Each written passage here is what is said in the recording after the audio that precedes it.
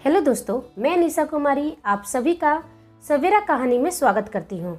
यदि आप सभी को मेरी कहानी पसंद आती है तो प्लीज़ वीडियो को लाइक करें, शेयर करें और कमेंट करें। और मेरे चैनल पर नए हो तो चैनल को सब्सक्राइब करना बिल्कुल ना भूलें। चलिए हम अपनी कहानी की तरफ बढ़ते हैं। राधा अपने कमरे में बैठकर कुछ लिख रही थी। तभी मीना, राधा राधा कहाँ है, उसे पुकारते हुए मीना कमरे में जाती है और बोलती है, तो तू यहाँ है? कब से तुझे आवाज़ दे रही हूँ, क्या लिखते रहती है? राधा ने कहा, क्या हो गया मीना दी? मीना बोली, मुझे दीदी मत कहा कर, मैं तेरी होने वाली भाभी हूँ। दीदी कहती है तो बहन वाली फीलिंग आ जाती है, तो फिर क्या भाभी कहूँ? नहीं रे बाबा, तब दीदी ही ठीक है, वरना तेरा वो खरूस भाई सुनेगा कि तू मुझे भाभी पुकारी है तो बहुत नाराज़ होगा। राधा बोली, अब बताइए क्या बात है? मीना ने कहा, तेरे लिए एक खुशखबरी लेकर आई हूँ, सुनेगी तो पागल हो जाएगी। तेरा माधव आ जाने वाला है, उसके स्वागत के लिए तैयारियां हो रही है। आप सच कह रही हैं, मेरा माधव आ रहा है? राधा खुशी से झूमने लगी। लेकिन भैया ने तो मुझे कुछ नहीं बताया कि माधव आ रहा है। राधा का बड़ा भाई विजय हवेली का सबसे वफादार आदमी था। राधा उसकी बहन थी जो अपने भाई के लिए उसकी जान से भी ज़्यादा प्यारी है। काम में बिजी होगा इसलिए भूल गया होगा। राधा ने मीना से कहा, माधव के स्वागत के लिए मुझे बहुत सारी तैयारियां करनी है, मैं उसको 10 साल बाद देखूंगी। हाय राम, मैं लाज के मारे कहीं मर न जाऊं। जब वो मुझे देखेगा तो मैं कैसे खुद को संभालूंगी? मीना दी, बस बस, अब कितना शर्माएगी तू? मीना दीदी, अभी मुझे हवेली जाना होगा, बड़ी ठकुराइन मुझे ढूंढ रही होगी, बाद में मिलती हूँ। दौड़ते हुए राधा हवेली के अंदर दाखिल होती है। राधा हवेली के अंदर पहुँचकर लंबी लंबी सांसें लेने लगती है। कहाँ से आ रही है यह तूफान एक्सप्रेस? दादी ने पूछा। आपने मुझे पहले क्यों नहीं बताया कि माधव आ रहा है? तुम इतनी भी खास नहीं हो कि तुम्हें हवेली की हर बात बताई जाए, पीछे से बड़ी ठकुराइन और माधव की माँ ने कहा। और आप सासू माँ, इसे ज़्यादा सिर पर मत चढ़ाइए, वरना ये अपनी औकात भूल जाएगी। राधा चुपचाप अपनी नज़रें नीचे करके उनकी बातें सुन रही थी। बड़ी ठकुराइन वहाँ से चली गई। दादी ने कहा, उसकी बात का बुरा मत मानना, वह ऊपर से दिखने में कठोर है, अंदर से बिल्कुल रुई की तरह मुलायम है। मैं क्यों बुरा मानने लगी? माँ बाप के जाने के बाद बड़े ठाकुर ने तो मुझे और भैया को पाल पोस के बड़ा किया है। भैया को हवेली में काम दिया। भैया कहते हैं कि जब वो 10 साल के थे और मैं 2 साल की थी तभी माँ बापू गुजर गए। बड़े ठाकुर ने यदि हमें सहारा ना दिया होता तो पता नहीं हम कहाँ और कैसे रहते। इसलिए इस हवेली का एक एक एहसान हम नहीं भूल सकते हैं। छोटे ठाकुर आ गए, किसी ने आवाज़ दी। बड़ी ठकुराइन आरती की थाल लेकर खड़ी थी और राधा सभी से पीछे अपने माधव को देखने की इच्छा लिए अपनी आंखें बंद कर ली कि जब वो माधव उसके सामने आएगा तभी वो आंखें खोलकर उसका चेहरा अपनी आंखों में भर लेगी। यह कौन है बेटा? बड़ी ठकुराइन ने माधव से पूछा। माँ, यह जानवी है, आपकी बहू। यह सुनकर सभी लोग हैरान हो गए। माधव ने सभी को प्रणाम करते हुए अंदर आया। यह बात राधा के कानों में गूंज उठी। क्या सच में माधव ने शादी कर लिया है? वह अपनी आंखें खोली तो सामने जानवी खड़ी थी, मुस्कुराते हुए। दरवाजे के बाहर देखा तो उसके भैया, जिनकी आंखें पूरी तरह से भर गई थी, उन्हें पहले ही पता चल गया था वे राधा को देख रहे थे। राधा अपने माधव को देखे बिना धीरे से वहां से बाहर निकल गई। माधव उसकी हर सांस में बसा हुआ है। जब से उसने होश संभाला बस माधव को ही चाहा। वो भी तो हमेशा राधा से कहता कि शादी तुमसे ही करूँगा। बचपन की कही बात को राधा ने अपने दिल से लगा लिया। माधव की दादी भी तो यही बात कहती कि माधव के लिए तू ही बनी है। सोचते सोचते उसका मन भर आया और उसका पैर लड़खड़ा गया। दूर से मीना उसे आते हुए दिखाई दी। राधा, यह क्या है? तू रो क्यों रही है? क्या हो गया है पगली? मीना ने पूछा। राधा मीना को पकड़कर जोर जोर से रोने लगी। मीना दी, माधव ने शादी कर लिया है, वह अपनी दुल्हन लेकर आया है। क्या? यह तो क्या कह रही है राधा? मैं अपनी आंखों से देखकर आ रही हूँ दीदी। यह सब देखने से पहले मेरी आंखें बंद क्यों नहीं हो गई? इधर हवेली में बड़े ठाकुर गुस्से से कहते हैं, बहू को कमरे में ले जाओ और तुम माधव यहीं ठहरो, तुमसे बात करनी है। यह सब क्या है? तुमने शादी कर लिया, हमसे पूछना तो छोड़ो, बताना भी जरूरी नहीं समझा? क्या इस दिन के लिए तुम्हें पढ़ने विदेश भेजे थे? माधव चुपचाप अपने पापा की बात सुन रहा था। बड़े ठाकुर अपनी पत्नी की तरफ इशारा करते हुए बोले, देख लो अपने बेटे को, इसी बेटे के लिए तुम हमसे लड़ा करती थी और आज यह क्या करके आया है? इससे पूछो, इसने ऐसा क्यों किया? बड़ी ठाकुराइन माधव से कहती है, तुम्हारे पापा कुछ पूछ रहे हैं बेटा, इन्हें जवाब दो। तुम्हें शादी करनी भी थी तो इंडिया में आकर कर लेते, क्या हम रोक लेते? माधव ने कहा, मैं जानता हूँ कि मैंने आप सबका दिल दुखाया है। मैं भी नहीं चाहता था कि इस तरह से शादी करना पड़ेगा, लेकिन माँ, जानवी के माता पिता तैयार नहीं हो रहे थे उसे मेरे साथ आने देने के लिए। उनका यही शर्त था कि अगर जानवी जाएगी तो उससे पहले तुम्हें उससे शादी करना पड़ेगा, और मैं जानवी को छोड़कर नहीं आ पा रहा था, इसलिए मुझे शादी करना पड़ा। मैं अगर वहाँ से खबर आप लोगों को देता तो वो ज़्यादा ही बुरा लगता। आई एम सॉरी माँ, आई एम सॉरी पापा, मुझे माफ़ कर दीजिए। बड़े ठाकुर गुस्से में वहाँ से चले जाते हैं। बड़ी ठाकुराइन कहती है, कोई बात नहीं बेटा, तुम्हारे पापा को मैं संभाल लूँगी, तुम कमरे में जाओ, जानवी वहाँ अकेली होगी। उसके लिए भी तो सब कुछ बहुत अजीब और नया है। माधव चला जाता है। दादी यह सब देखकर दुखी होती है। बड़ी ठाकुराइन बड़े ठाकुर से कहती है, मुझे तो इसमें कुछ भी गलत नहीं लग रहा है। अच्छी बात तो है कि इतनी सुंदर प्यारी बहू लेकर आया है। बड़े ठाकुर कहते हैं, तुम तो खुश होगी क्योंकि तुम्हारे मन की जो ख्वाहिश थी वह पूरा जो हो गया। हाँ, मैं बहुत खुश हूँ कि उसने शादी कर लिया। मैं हमेशा डरा करती थी कि कहीं वो राधा से शादी ना कर ले। उसके और राधा के बीच की जो नज़दीकियाँ थी वो मुझे हमेशा डरा कर रखा करती थी। राधा से तुम इतनी नफरत करती हो? तुम्हारा बेटा आज जिंदा है तो सिर्फ राधा के पिता की वजह से ही। यदि उसने समय पर माधव को नहीं बचाया होता तो आज माधव हमारे बीच नहीं होता। और उस प्यारी सी बच्ची से तुम इतनी नफरत करती हो कि तुम उसे अपने घर की बहू बनता हुआ नहीं देख सकती थी। मैं राधा से नफरत नहीं करती हूँ, लेकिन मैं राधा को पसंद भी नहीं करती हूँ। राधा इस घर की बहू बने और मेरी बेटे की पत्नी बने मुझे कभी मंजूर नहीं था। मानती हूँ उसके पिता ने मेरे बेटे की जान बचाई है, उसके बदले हम सब ने उसके और उसके भाई का पूरी जिंदगी ख्याल रखा। उन दोनों की हर ख्वाहिश को पूरा किया जो हम अपने बेटे के लिए करते हैं। रहने के लिए घर दिया, पढ़ाए लिखाए, हमने कोई अंतर नहीं समझा। लेकिन इसका मतलब यह नहीं कि हम किसी भी ऐरे गैरे को अपनी बहू स्वीकार कर लेंगे, इसलिए मुझे यह शादी मंजूर है। बड़े ठाकुर कहते हैं, चलो तुम्हारे बेटे की शादी से कोई तो एटलीस्ट खुश है, तुम ही सही। दादी अपने कमरे में चुपचाप बैठी रहती है। तभी कुछ देर में माधव आता है। दादी, मैं जानता हूँ कि आप मुझसे बहुत नाराज़ हैं कि आपके पोते ने शादी कर लिया। दादी उसके हाथ पकड़कर कहती है, हाँ, नाराज़ तो मैं बहुत हूँ। तूने अपनी शादी में हमें खुश होने का मौका ही नहीं दिया, लेकिन जो हुआ सो हुआ, अब कर भी क्या सकते हैं। तुम खुश हो इसलिए हम सब बहुत खुश हैं। मुझे हवेली में सब दिखा, लेकिन राधा मुझे नहीं दिखी। वो कहाँ है? दादी सुनकर चुप हो गई। इधर मीना राधा को संभालती है। राधा संभाल खुद को, ऐसे कब तक बैठी रहेगी? घर चल, तुम्हारे भैया तुम्हारा वेट कर रहे होंगे। राधा अपने घर जाती है तो उसका भाई विजय उसका इंतज़ार कर रहा होता है। राधा को देखते ही बोलता है, कहाँ चली गई थी? मैं तुझे कब से ढूंढ रहा हूँ, तू ठीक है ना? राधा कहती है, हाँ भैया, मैं ठीक हूँ, मुझे थोड़ा आराम करना है, मैं अपने कमरे में जा रही हूँ। राधा अपने कमरे में चली जाती है। विजय की आंखें आंसुओं से भर जाता है। मीना उससे कहती है, तुम खुद को संभालो विजय, अगर तुम ही इस तरह से टूट जाओगे तो राधा को कौन संभालेगा? विजय जोर जोर से रोने लगता है और कहता है, मेरी एक ही प्यारी बहन थी मीना, उसकी ज़िंदगी की बस एक ही ख्वाहिश थी कि वो माधव की पत्नी बने, लेकिन वो भी ख्वाहिश अधूरी रह गई। मैं अपनी बहन को कोई खुशी नहीं दे सका, उसकी आंखों में मैं आंसू नहीं देख सकता हूँ। मैं जानता हूँ कि सारा दर्द वो अपने सीने में दफन कर लेगी, लेकिन मुझसे कुछ नहीं कहेगी। मैं इतना आज बेबस हूँ कि अपनी बहन का दुख भी नहीं बांट सकता हूँ।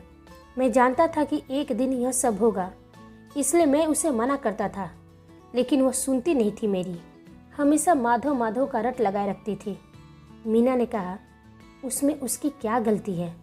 बचपन से उसने माधव को प्यार करने के सिवा कोई दूसरा काम किया ही नहीं, और नसीब को कौन जानता था कि माधव शादी कर लेगा। हम दोनों को राधा को संभालना है विजय, उससे पहले हमें अपने आप को संभालना पड़ेगा। राधा को इस वक्त तुम्हारी बहुत ज़रूरत है, उसका ख्याल रखना है, और मेरी मानो तो अब राधा को माधव से और हवेली से दूर ही रखो। ना राधा वहाँ जाएगी, ना उस माधव और उसकी पत्नी को देखकर उसे दुख पहुँचेगा। शायद तुम ठीक कह रही हो, अब राधा नहीं जाएगी। अब जो भी काम होगा हवेली पर मैं अकेले ही कर लूँगा। बताइए ना दादी, राधा कहाँ है? माधव ने पूछा। दादी ने कहा, कहाँ होगी? जहाँ उसका घर है वहीं होगी। लेकिन दादी, राधा तो यहीं रहती थी ना, आपका ख्याल रखने के लिए, आपकी देखभाल के लिए। फिर मुझे कहीं दिखाई क्यों नहीं दी? और क्या उसे पता नहीं था कि मैं आने वाला हूँ? उसकी इच्छा नहीं हुई मुझसे मिलने की? यह बात तुम खुद राधा से पूछो बेटा। इन सारे सवालों का मैं कैसे जवाब दे सकती हूँ? ठीक है दादी, तो मैं राधा से मिलने जाता हूँ। माधव राधा से मिलने उसके घर आ जाता है। तभी उसकी मुलाकात विजय से होती है। अरे विजय भैया, राधा कहाँ है? विजय कहता है, छोटे ठाकुर, राधा अपने कमरे में आराम कर रही है। क्यों, क्या हो गया? क्या उसकी तबीयत ठीक नहीं है? नहीं नहीं, वो बिल्कुल ठीक है, लेकिन अभी वो सो रही है। कुछ काम है तो आप मुझे बता दीजिए, मैं हवेली का काम कर दूंगा। विजय भैया, कैसी बातें कह रहे हो? क्या सिर्फ काम के लिए मैं राधा और आपसे मिलने आ सकता हूँ? नहीं छोटे ठाकुर, यह घर तो आपका ही है, आप जब चाहे आ सकते हैं। तो मैं राधा से मिलने आया हूँ। मैं सबसे मिल लिया, मगर राधा से नहीं मिल पाया। विजय ने कहा, आप जाइए छोटे ठाकुर, राधा जब सोकर उठ जाएगी तो मैं उसे खबर दे दूंगा आपके आने का। मुलाकात तो होती रहेगी। अभी आपको अपनी पत्नी के पास रहना चाहिए। विजय की बात सुनकर माधव को बहुत ही अजीब लगा, लेकिन वो ज़्यादा कुछ बोल नहीं पाया।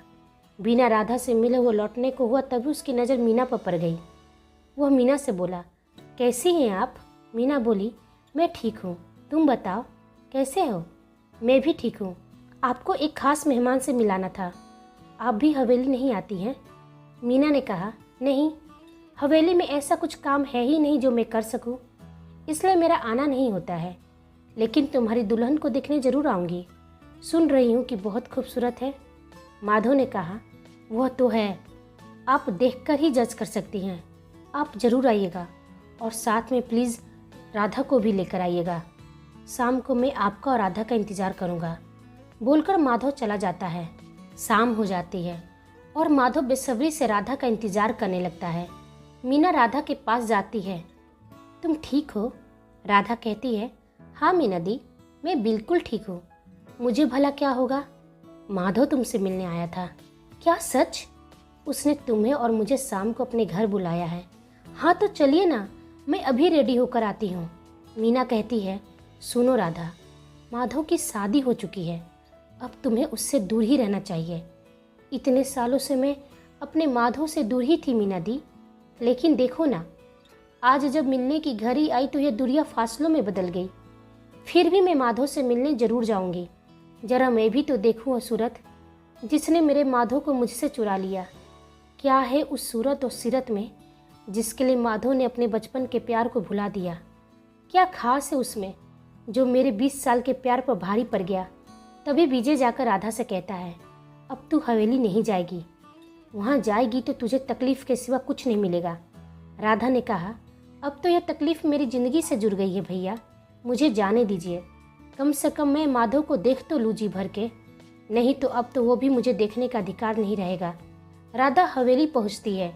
बड़ी ठकुराइन राधा को देखकर कहती है, आ गई, इतना सारा काम है, जाओ नई बहू के कमरे में। अब से राधा तुम्हें ही सब देखना है, यहाँ सब कुछ उसके लिए नया है, इसलिए तुम उसके साथ रहोगी तो उसे सब कुछ समझने में आसानी होगी। आज राधा को हवेली में पराये जैसी फीलिंग आ रही थी।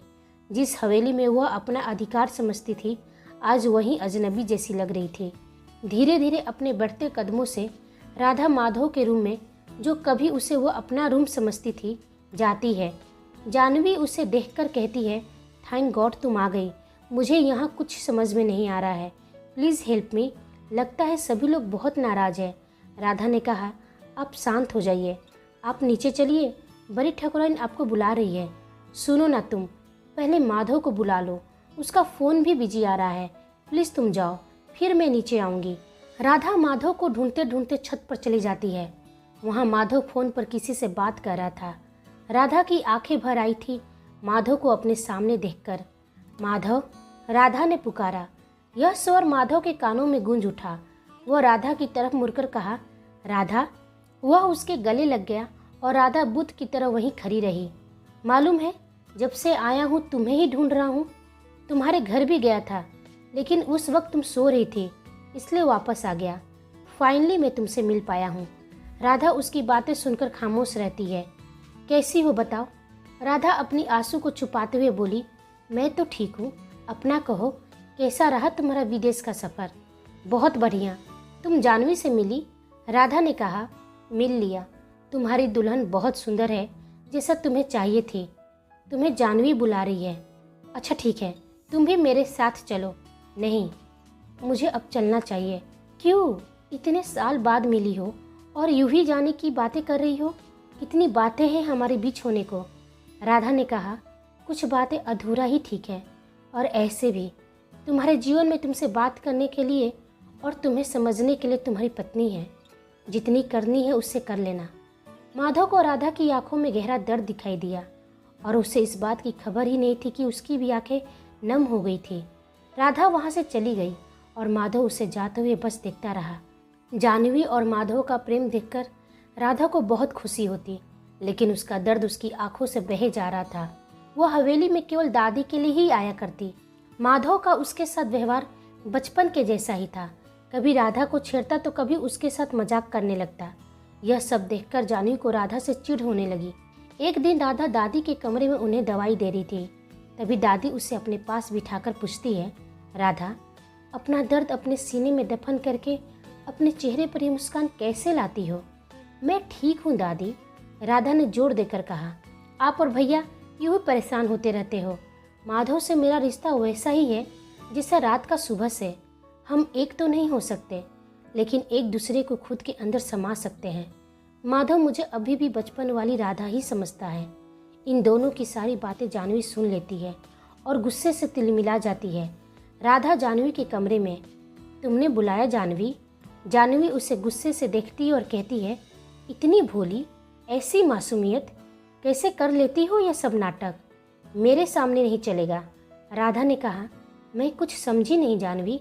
माधव मेरा पति है, मेरा प्यार है, मेरा सब कुछ है। उससे मुझसे छीनने की कोशिश मत करना राधा, क्योंकि तुम हार जाओगी।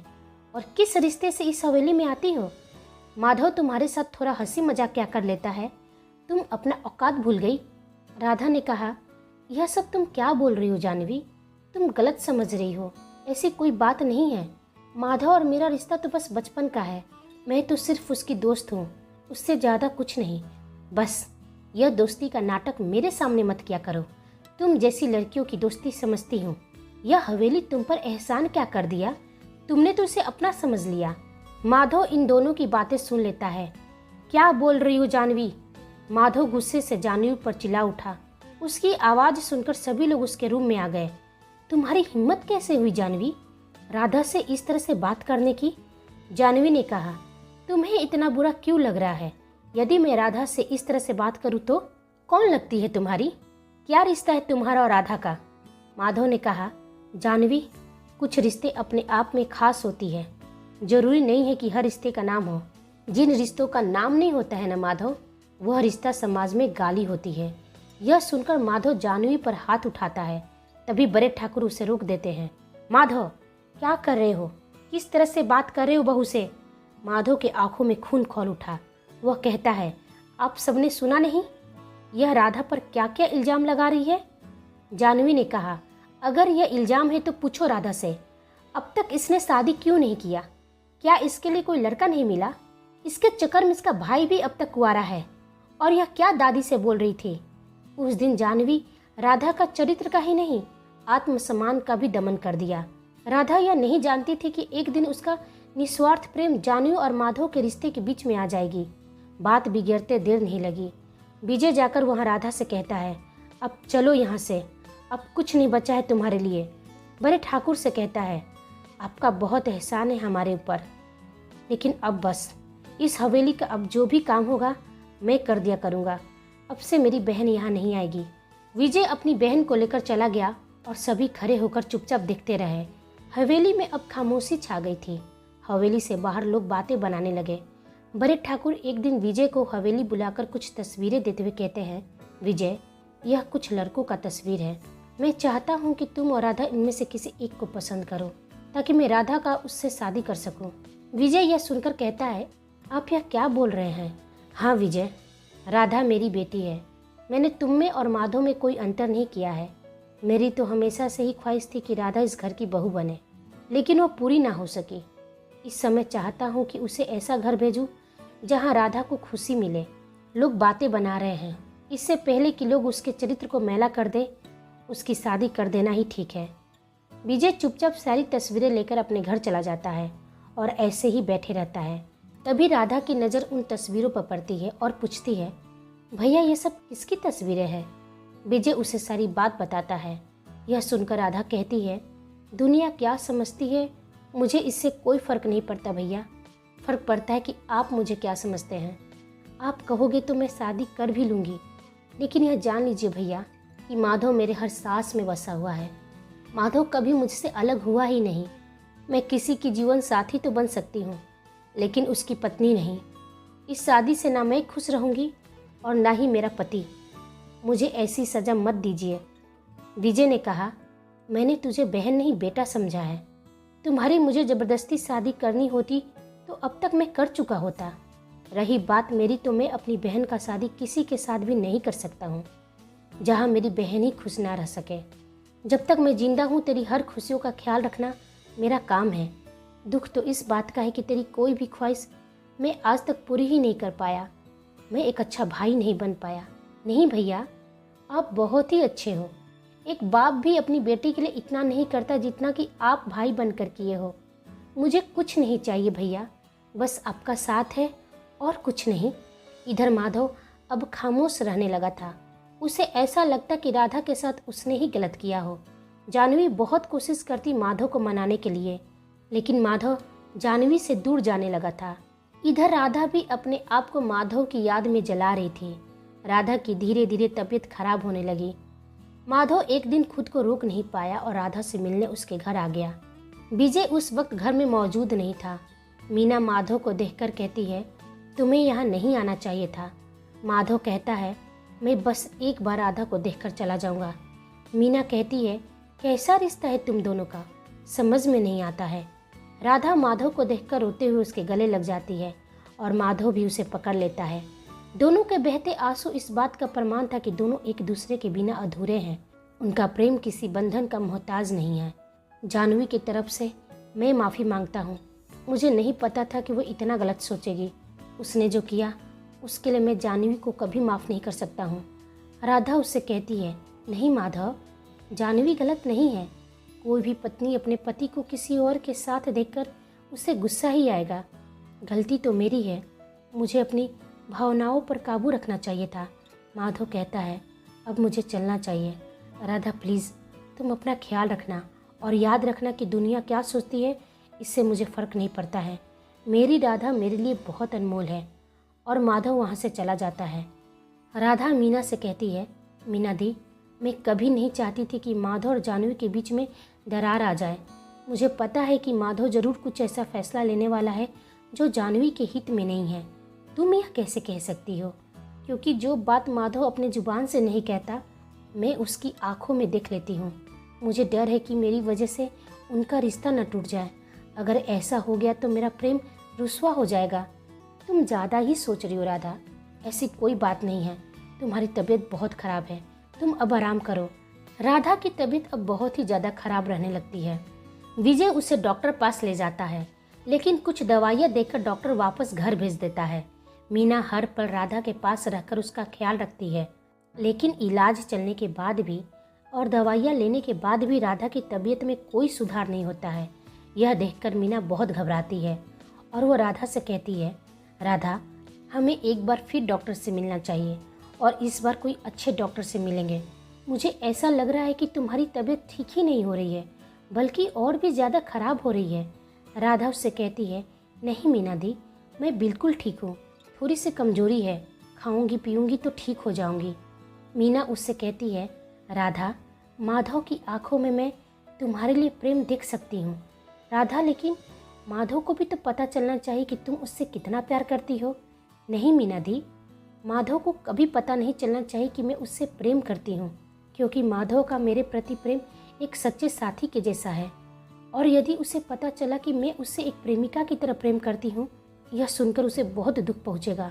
उसे बस कुछ पता नहीं चलना चाहिए।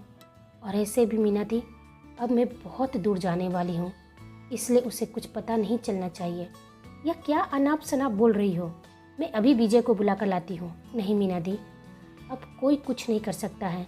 मैं मरने वाली हूँ मीना दी, और यह बात मुझे आज से 3-4 महीने पहले ही पता चल गया था। मीना यह सुनकर चौंक जाती है और कहती है, क्या?